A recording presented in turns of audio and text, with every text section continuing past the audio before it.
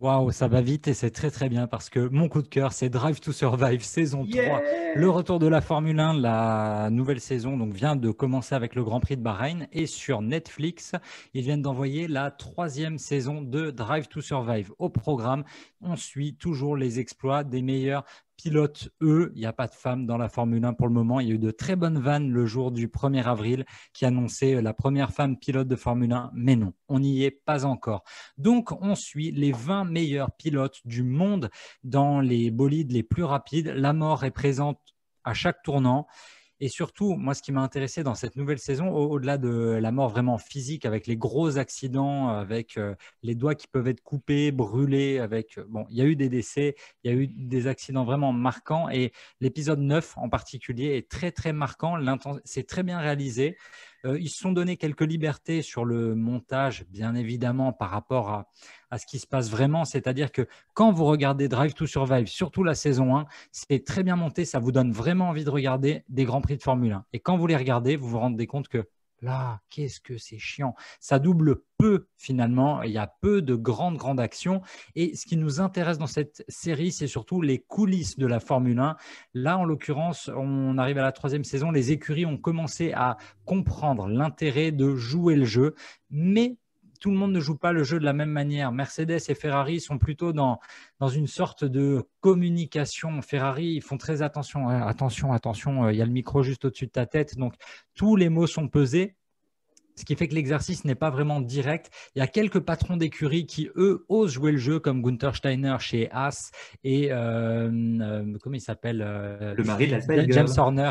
Ouais, non, pas James Horner.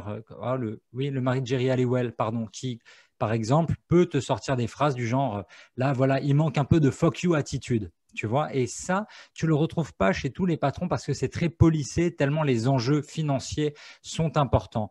Une bonne saison 3 meilleure que la saison 2, c'est à retrouver sur Netflix dès maintenant et ça vous permettra de mieux comprendre surtout un peu les mises à mort médiatiques de certains pilotes. Moi, ce qui m'a intéressé, c'est surtout comment on fait quand on est dans des contrats avec des pilotes, comment on fait pour leur dire la semaine prochaine, l'an prochain, tu conduis plus avec nous, tu n'es plus avec nous et c'est fin de carrière.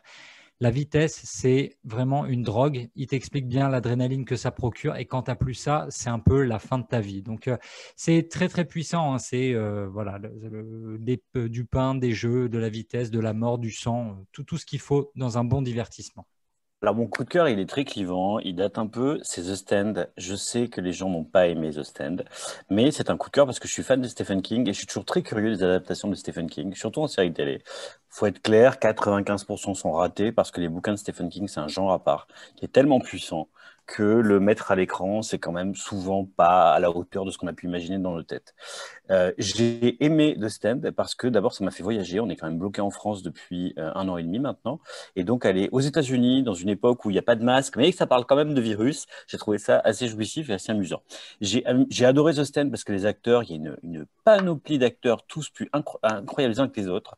Alors, certains sont sous-employés, certains jouent comme des pieds. Le méchant, notamment, joué par ce blond suédois là, dont tout le monde connaît le nom, sauf moi, qui jouait un vampire. Là. Comment il s'appelle le méchant de The Osgard. Stand? Merci, voilà. Alexander Skarsgård. Alexander Osgard, voilà. Joue très très mal, il cabotine à mort, mais James Marden est juste génial. Enfin voilà, j'ai eu un coup de cœur pour The Stand qui était raté, mais j'ai regardé jusqu'au bout et il a une particularité. Si vous ne l'avez pas regardé, c'est que Stephen King a rajouté un épisode supplémentaire où il a refait la fin du bouquin pour rajouter à Franny ce qui considérait être comme une meilleure fin. Bon, alors je vais vous le spoiler, c'est pas terrible, ça n'a aucune utilité. Et franchement, ça même, on a l'impression que vraiment ils auraient dû rajouter plus avant que ça. Mais voilà, c'est mon coup de cœur. J'ai aimé The Stand et voilà, je me suis pas ennuyé. Alors, mon coup de cœur, c'est après être allé donc en Italie et en Islande, je me suis dit, tiens, je vais repartir un petit peu vers le nord. Et donc, j'ai pris une série, j'ai choisi une série, que je tombais un peu par hasard dessus, pour tout dire, sur Netflix, qui s'appelle en français Notre grande famille. En suédois, c'est une série suédoise, donc elle s'appelle Bonus Familjen. Je ne sais pas exactement si c'est comme ça, mais en tout cas, c'est pas mal. Et donc, c'est une série. Alors, comme ça, sur le papier, bien sûr, ça ne va pas vous exciter des masses. C'est l'histoire d'une famille recomposée. Un couple qui se met ensemble Elle a déjà 2 enfants, lui, il en a un. Ils décident de s'installer ensemble et leurs familles vont devoir vivre ensemble avec 2 univers. Elle est plutôt baba cool, elle mange son gluten et puis elle veut manger bio et ses enfants sont hyper bordéliques, voire un peu caractériels. Et lui, il est prof, il est super sérieux. Son gamin, tu as l'impression qu'il va il va être en avance et qu'il il va redoubler son CM2, il va passer son CM2 pour passer directement en 6e. Il est brillant, il s'intéresse aux animaux, à la nature, aux sciences. Et donc, c'est comment faire vivre cette douce petite famille ensemble. Et alors, comme ça, sur le papier, effectivement, rien de très excitant parce que finalement, pas si éloigné de certains univers qu'on pourrait connaître. Mais en l'occurrence, c'est très réussi parce que ce que j'ai beaucoup aimé dans ces personnages, donc qui est plutôt réussi, c'est de nous proposer des personnages qui ne sont pas tous, en fait, aucun n'est vraiment sympathique. C'est-à-dire qu'ils ont tous leur petite mesquinerie, leur petite façon de voir les choses, leur petit esprit rétriqué, etc. Mais ils sont parfois touchants parce que, comme dans la vie, on est tous comme ça, ils sont de temps en temps un peu touchés par des belles choses que leur propose cette vie de famille. Et il y a un côté, qui est un peu, alors, toute proportion gardée, un peu sale, on va dire. Voilà, on n'est pas, je sais pas comment s'appelait cette famille, cette série française. C'est pas La Famille Formidable non plus, quoi. On n'est pas dans cette espèce de truc de ultra euphorie tout le temps, etc. C'est pas Annie Dupéré qui débarque le brushing en folie. On n'est pas vraiment dans cet univers-là, mais il y a quand même quelques moments de bonne humeur, etc. Il y a une actrice qui est super qui s'appelle Petra Mede. Et Petra Mede, c'est la Florence Foresti locale là-bas. On la connaît un peu parce qu'elle a présenté, je crois, une année le concours de l'Eurovision et puis elle a fait pas mal de choses autour de l'Eurovision. Mais elle joue l'ex-femme du père dans cette famille. Elle joue son ex-femme, elle est un peu coincée, un peu austère, ça. Elle est très drôle. Tous les personnages sont assez attachants, même si par moments on se dit, on ne sait pas trop pourquoi on regarde ce truc jusqu'au bout parce que finalement ça n'a rien d'extraordinaire. Les événements qui leur arrivent ne sont pas extraordinaires, mais c'est peut-être ça qui me plaît aussi, c'est qu'il y a le charme d'une série qui n'est pas ni française ni américaine, c'est-à-dire qu'il y a quelques petits codes qu'on peut retrouver, qu'on reconnaît bien sûr parce qu'il n'y a rien d'extraordinaire, mais quand même il y a une façon de raconter les histoires qui est un peu différente. Donc je pense que moi c'est cet exotisme qui me plaît, un exotisme qu'on retrouve aussi, vous verrez, dans des paysages qui sont sublimes et puis des façons de vivre qui sont un peu différentes. Donc je crois vraiment, mais je suis d'ailleurs même sûr que si j'aime tant regarder ces séries en ce moment, c'est justement parce que finalement on ne peut pas partir de chez soi, on ne peut pas bouger de chez soi, et j'imagine que peut-être il y a 2 ans, cette série qui a été lancée en 2017, qui existe en Suède depuis 2017, peut-être m'aurait pas autant plu. Et là, en l'occurrence, j'aurais l'impression de regarder autre chose, de voir d'autres gens, des acteurs que je ne connais pas, que je n'ai jamais vus. Donc finalement, cette part d'exotisme doit jouer. Et les noms sont plus faciles à comprendre. Vous verrez en plus que le suédois, par rapport à l'islandais, est plus facile à comprendre. Bien sûr, c'était ma question, moi. Oui. Alors, j'y comprends rien, mais par contre, il y a des mots qui ressemblent à l'anglais. Alors, par exemple, ils disent pour dire maintenant, donc now, ils disent new. Ça, j'ai compris. Et il y a plein de petits mots. Il y a beaucoup de R. Il y a Patrick et tout ça. Il y a beaucoup de R, tout ça, qui roulent. Et ça. Cet exotisme-là me plaît beaucoup. Et ils sont tous blonds, quasiment. C'est même pas un cliché, mais ils sont quasiment tous blonds. Voilà, il y a un truc qui est un peu dépaysant. Et très sincèrement, laissez-vous tenter. C'est un truc très agréable à regarder. Et ça vaut bien plus, même, je pense, que certaines séries familiales qu'on a eu tendance à voir, notamment beaucoup en France ou même américain. C'est pas la série de Patrick Duffy là, qui s'appelait Notre Belle Famille. C'était trop bien ça. Arrête. Oui, mais c'est pas le même ton. Voilà, c'est ce que je veux dire. Mais c'est un autre type de famille avec quand même des problèmes qui restent universels. Donc voilà.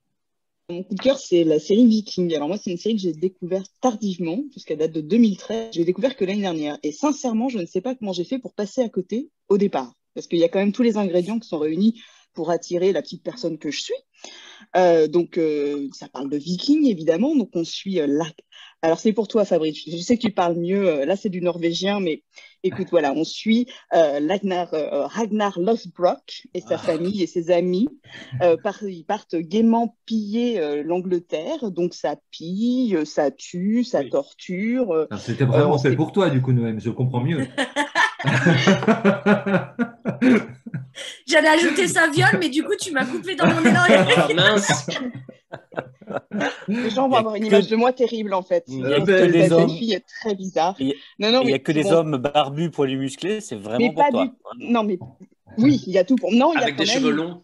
Non, il y a quand même des femmes dedans. Justement, moi, ce que j'aime bien dans la série aussi, et ça vient aussi de la culture viking, c'est que la place des femmes dans la série est quand même importante. Il y a notamment Lagertha, qui est la femme de Ragnar Lothbrok, qui est jouée par Catherine Winnick, qu'on a dans Big Sky en ce moment, qui est une des raisons pour lesquelles j'ai regardé Big Sky sur Disney+, qui est sublime. En fait, c'est une woman shield et elle est vraiment très intéressante. Son personnage est intelligent, il n'est pas noyé au milieu de la masse de tous ces barbus. Voilà, c'est intéressant au niveau des intrigues, des conspirations. Alors oui, il y a des scènes de bataille éthique, ça torture à tout va. Il y a une scène de torture qui est visiblement, historiquement, elle est installée, la série est intéressante parce qu'il y a vraiment des choses précises sur la culture scandinave de l'époque. Il y a notamment une torture, moi j'ai vérifié après derrière ces petits faits, qui s'appelle l'aigle de sang. Je vous laisse imaginer ce que c'est. C'est horrible. Donc voilà, c'est très violent à base de poumons et d'écartèlement. Enfin, et on voit tout ça, hein, c'est vraiment horrible. Donc c'est violent, mais c'est très bien fait. Ah oui, donc c'est interdit au moins de 18 ans, comme série. C'est plutôt violent, hein. Attention, c'est pas... on ne regarde pas en mangeant. Il y a certaines scènes où tu te dis non, je ne vais peut-être pas manger tout de suite, je ne vais pas avoir faim après. Il y a des scènes de sexe aussi, un peu à la Game of Thrones. C'est un peu comme Game of Thrones, en fait, sans le côté trop fantastique, même s'il y a l'univers d'Odin, enfin les religions, tout ça. Mais c'est pas comme Game of Thrones. La seule chose qu'il y a en commun avec Game of Thrones, c'est qu'il ne faut pas trop s'attacher aux personnages. Voilà. Ah, d'accord. Ils ont tendance à dégager assez rapidement. Et moi, j'aime vraiment bien parce que les décors sont vraiment très, très beaux. Pareil, on voyage. Alors, c'est peut-être lié effectivement à la période où on est, mais c'est vraiment beau. C'est tourné en Irlande, en fait. C'est vraiment... C'est vraiment super. Enfin, voilà, moi, j'adore. Il y a 6 saisons à regarder. Vous pouvez toutes vous les faire sur Netflix, Amazon Prime et Canal. Moi, je voulais parler d'une série qui s'appelle Ginny et Georgia, qui est sur Netflix, qui est arrivée il n'y a pas très, très longtemps. Parce qu'en fait, je pense je pense que les gens sont... Enfin, il y a beaucoup de gens qui l'ont vue, mais je pense qu'il y a beaucoup de personnes qui sont passées à côté pensant que c'était juste une série pour ados. Alors, je vais vous rappeler l'histoire. L'histoire, c'est Georgia qui arrive dans une nouvelle ville avec ses enfants, Ginny et Austin. Sa fille est métisse et son petit garçon, il ressemble un peu au gamin de Jerry Maguire. Il est tout aussi attachant et tout.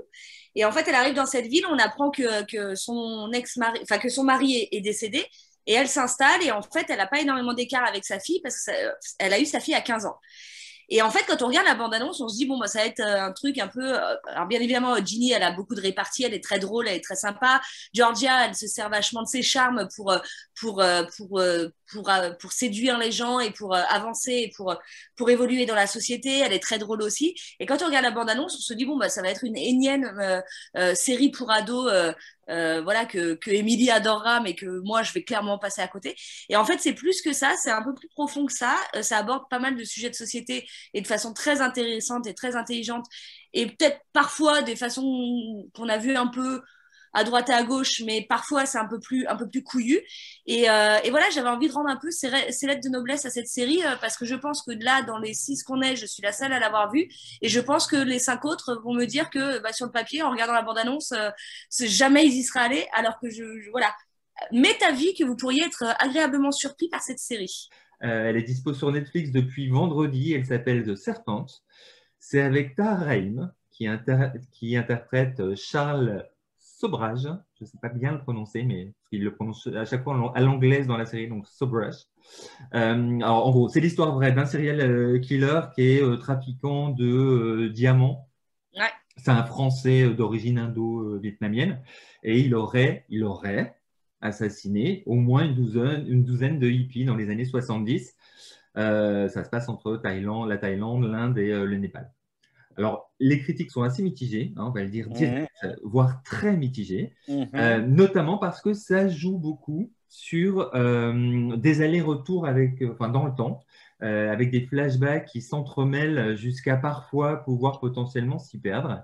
Or, pour moi, c'est une technique narrative que j'adore. Ça m'embarque tout le temps parce que je trouve que ça remet des aspérités et un peu de complexité sur quelque chose qui, en linéaire, serait un peu plat. Donc, ça fonctionne toujours. Versace l'avait fait en chronologie inversée. C'est exactement la même chose. Tu viens d'expliquer pourquoi la série n'avait aucun intérêt. C'est que précisément parce qu'il y a des flashbacks, on pense qu'il y a un intérêt, mais tu la mettrais en linéaire, il n'y aurait aucun intérêt. Mais tu peux dire la même chose de Versace, qui était une série exceptionnelle. Donc, encore une fois, c'est clivant. On n'aime pas les flashbacks, il ne faut pas y aller. Si on est client de ce type de choses, et c'est mon cas, c'est une série absolument géniale qu'il ne faut pas rater. Il faut passer l'obstacle. Après, on se laisse envoûter par un personnage qui est vraiment terrifiant. Ça monte petit à petit. Au début, on se dit, bon, il a l'air sympa. Bon, il doit tuer 2-3 personnes, mais il a l'air sympa. Bon, petit à petit, Non, il n'est pas sympa du tout. Et Tahram, je suis tombé des trucs. Tahram, il réussit à vraiment faire passer un regard noir, lui qui a d'habitude un regard d'enfant comme ça, un peu naïf. Là, il a vraiment basculé. Dans le casting, il y a aussi des Français qui sont super. Il y a notamment Mathilde Varnier. Sa tête, vous la connaissez, elle avait allumé Nicolas Bedos dans une émission. Elle était devenue célèbre comme ça, mais c'est une super bonne actrice. Vraiment, elle est dingue dans cette série. Et dans Engrenage.